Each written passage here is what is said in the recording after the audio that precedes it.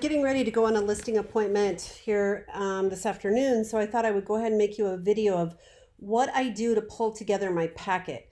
I have the folders that are branded with the company information, and I put my business card in there and I print all this stuff out and take it on my listing appointment. So I'll show you typically what's in that. If it's a listing, which is all I'm going to be talking about, if you go in here to where we always go, operational business tracking, and then transaction manager, you'll see a folder called forms and clauses. And what I print out is, I kind of go through these, the life real estate forms, is I print out the marketing document, marketing plan. I print out the wire fraud. I print out the overpriced addendum. You have to make sure I don't have an address in there because sometimes I have an address in there and I like to type in the address. So the one that I'm going to today, that's not it. Thought I had it. I usually have the seller text it to me, so I can always text it to you as well. And it's called Star Flower. Okay, apparently it's not on there, so I'm going to go over here. Here it is, 17844. So I would go ahead and type that in here. I may or may not use that, but that is, I always take it in the packet in case I need it, because most people want to overprice their home. And then this other stuff I can just fill out, by hand. I don't expect anything there. And then we just go ahead and you can save it with whatever address. I'm going to print that because I haven't printed that one out yet. And then I do the MCA. Well, let me just jump into zip forms and then I can show you what I do from there.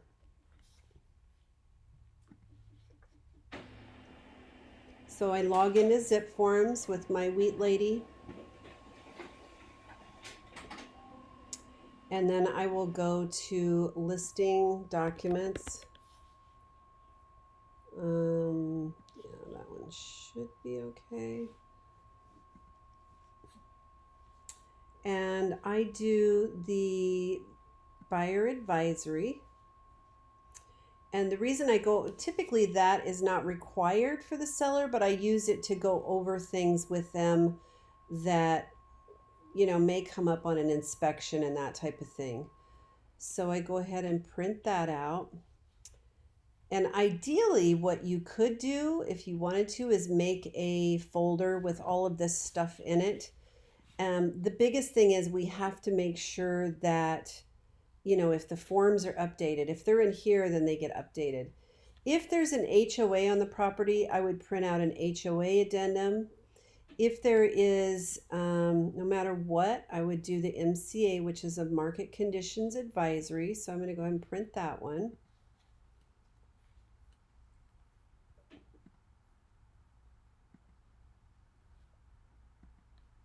Oh, I don't want to save it as a PDF. Print.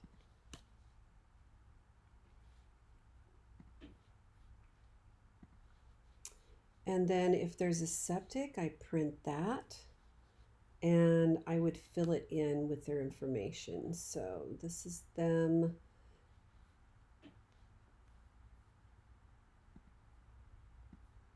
I don't know why that is up and over here. Shouldn't be.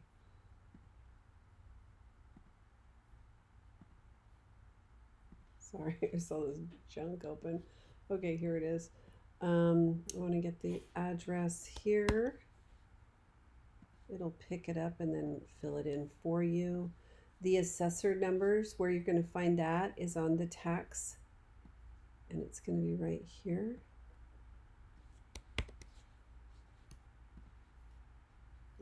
Sorry. Actually, I'm going to bring this up here so it's easier. There's your assessor's number, today's date, and then the buyer would be blank because we don't have a buyer yet.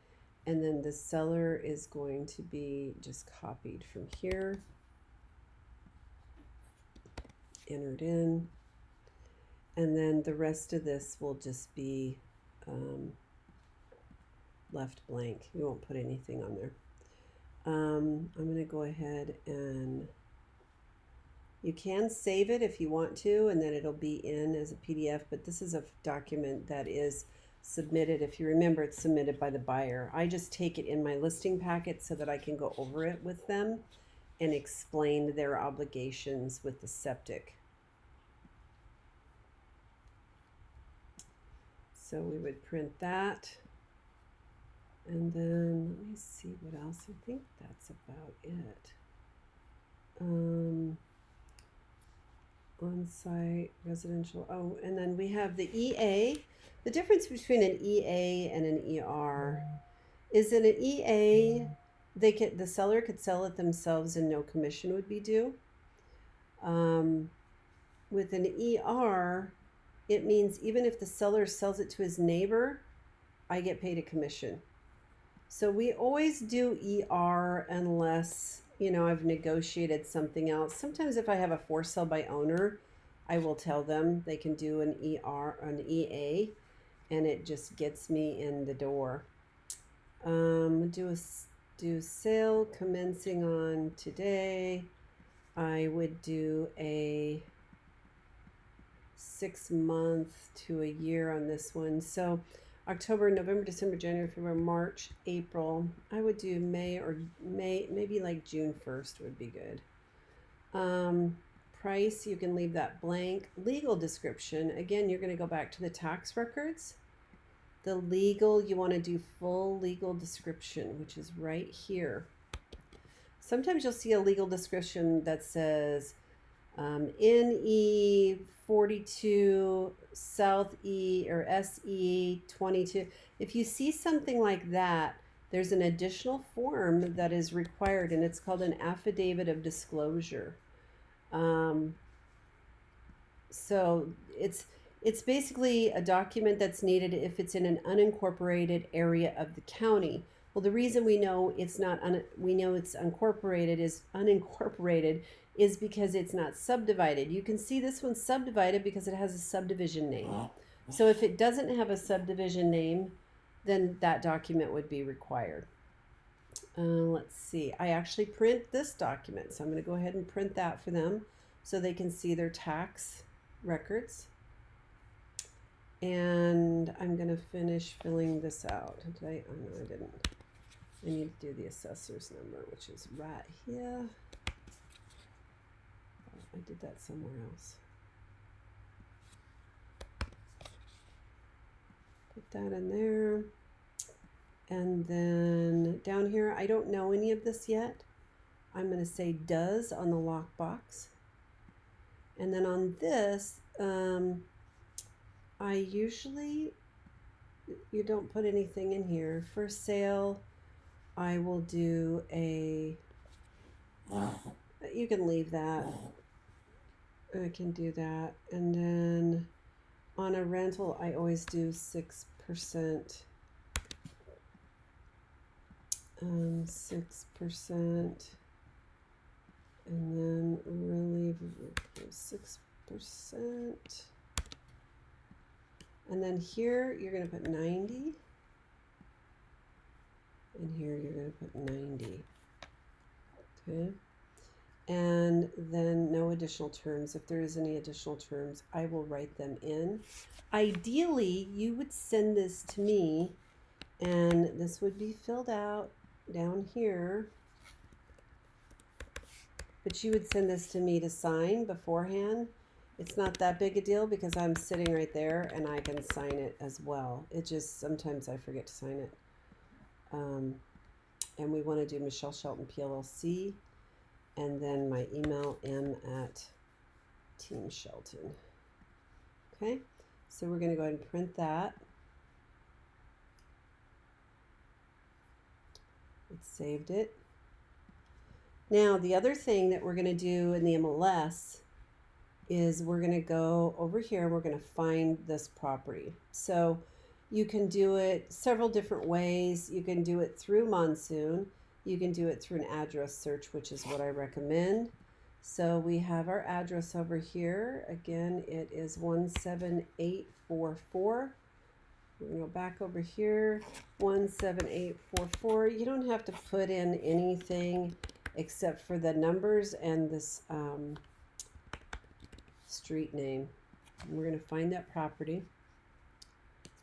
You'll see there's some old listings. I take the most recent listing here, and I'm going to take that MLS number and I'm going to copy it. Now this is from like 2002, so there's going to be a lot of things, 2004.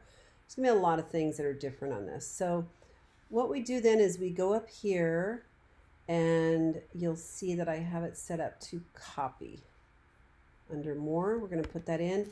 You cannot copy the photos unless it was your listing previous. So we're just going to do copy residential. And then listing member is going to be me. And it's going to be Emma. So I'm putting down Emma on everything so that she can start building some things, building some inventory. Up here, you're just going to go through the tabs. Yes, that address is exactly where it's at. And then it starts taking you through the main fields. Well, you don't have a list price yet, so you leave that empty. Status is just going to be, we could put it in delayed. That's fine. And then list date, just put in today's date because that's all it will let you do. Even though we may not make it go active today, we would go back in and change that list date. That's very important because let's say I take the listing today and, we don't put it in the MLS and actually make it active until the 21st. If we did that, we would need to change that date to the 21st. Otherwise, it'll automatically show 5 days on market. And days on market is kind of a big deal for sellers. So we don't want their listing to look stagnant right out of the box. We did June 1st. So we'll do June 1st. It is not an auction. It is an ER. Remember we talked about that. Always fee simple unless I tell you something different. Always no on subagents unless I tell you something different. And then always yes on buyer broker. It would not be going in the MLS without the buyer broker. Most of the time I do a 3%. But you can put a 2.5% in there every single time, and then we can go back and change that. There is no variable commission. What a variable commission is if I say I negotiate a 6% commission and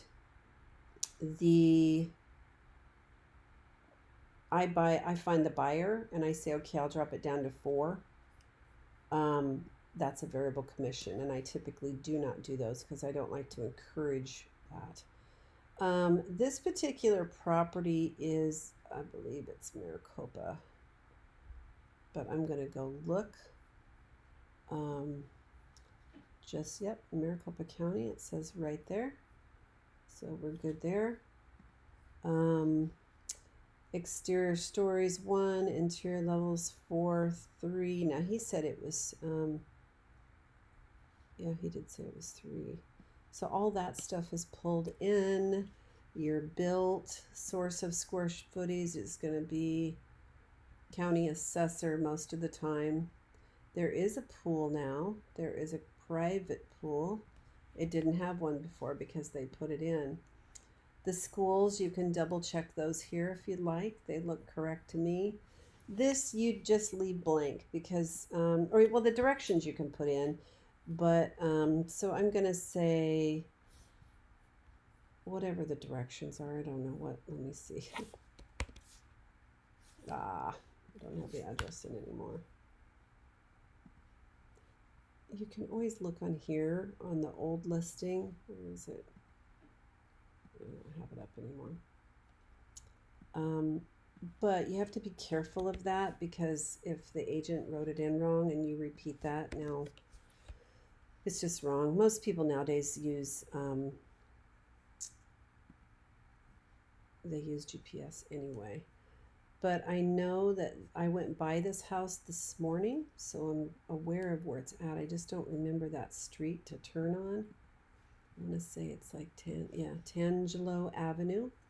So the way this is going to be written is we go east on Hunt Highway to Tangelo, north on Tangelo to Starflower, and then they're going to go east on Starflower, last house on the left.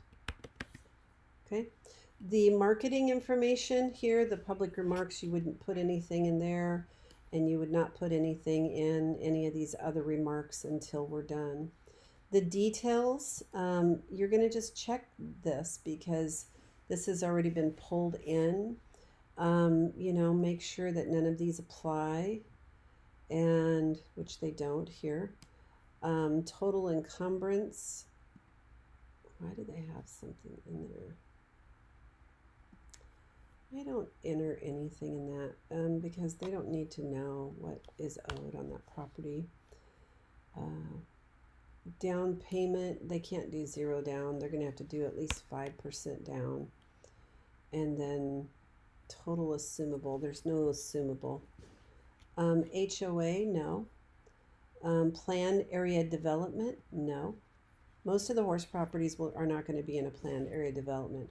A planned area development or a PAD is like Power Ranch. That would be you know, they have all the lakes and they have all their own shopping and all of that. Impact fee 0. Impact fee 2, 0. You know, this is stuff that you can ask me. $0, $0. And I don't know why it's not with me. Okay. Some of the community facilities districts are going to be in like Eastmark. Some of those places have those. They can be quite expensive. A land lease in Scottsdale, they have some land leases, but we don't run into, I don't know that I've ever done one of those. So that's almost always going to be no. These ones that aren't required, I just typically skip them. There's no rec center. This is a horse property. There's no second rec center, so that's a no. It is not vacant. The owner is there. And we always use showing time to set up showings. So this is ranch. I don't even fill those out because it's the style. That's so they can search, and most people don't search by style. So I would just skip through that. Master bedroom, it's got full double sinks. Master bath, walk-in closet. I don't know if it's a split floor plan until I get out there. I don't know some of these things. I know she did tell me it was all tile throughout the house. So I do know that. I don't know about their windows, if they have low E. I'll leave that and they can fill this out. It does have a pool. They put a pool in, and I don't know what kind it is. So we'll just, I've got a private spa with it, they told me. I don't know about children's playground, so it's not really a community, and I don't think that's right. So we're going to leave that because this is community features, not property features. Dining room, formal, breakfast room, dishwasher, disposal, the usual. I'm assuming they might have a built-in microwave. I don't know that, so I'm going to leave that blank. Inside laundry, washer, dryer, hookup. It does not have a basement. May have a separate den. I'm going to put no, because if it didn't before, it probably doesn't now. And then skylight. I don't think there's any interior steps. And then she said they had a water softener, but they got rid of that. So most of that stuff is going to be the same. Don't worry about filling in any of this stuff. It is not necessary unless there's been major updates, and then you can put it in there. But I'll get that information for you on the listing. So this is just more to get the listing going. Pretty much Gonna go down to the red stuff that's required. It is SRP on a shared well, has a septic, mountain views, north-south exposure, landscaping. They do have a grass front, and they do have some desert landscaping. They have a barn, they have an arena, they have auto waters they told me about. Permission required to show is going to be yes. Armless lockbox. Yes. Yes. To schedule use showing time. Armless lockbox. Yes, we always use armless lockbox unless I tell you otherwise. We're almost done. Let's see. This is not a possession is going to be closed of escrow. No fees because there's no association. Existing first loan is conventional, non-assumable. We'll do cash or conventional or maybe VA. There's certain things around that I can teach you down the road, but right now you don't need to know that. The disclosures, agency disclosures, fine. And then I don't know why this isn't, but it's not pulling in our information. So I'm just going to add it. So we're good there. Now what I'm going to do is say save as incomplete because there would still be, we still obviously before we would list it, we'd have to do pictures and all kinds of stuff. And then I'm going to go into that, my incomplete, and I'm going to open it to edit, and then it says print or email, which it said on the previous page too. You could have done it from there, but I was a little quick. Print input form. So that input form is what I take to the listing. I'm going to go ahead and print that out. The dog's snoring if you hear something. And it's going to look like this. So we're going to go ahead and print that out, and I will take that to my listing. So what you could do is if you could put all this stuff in a folder when I have a listing coming up, and I could just go in and print it, that would be awesome. And normally, and I haven't been doing it because you've been watching, I'm going to go ahead and do it right now. This is the MLS input or profile sheet. And I'm going to go ahead and set up a folder for this, which means I'm going to go to seller transactions. And then right here, I'm going to add a new folder that is by the address, which I don't freaking know. Hold on. Oh,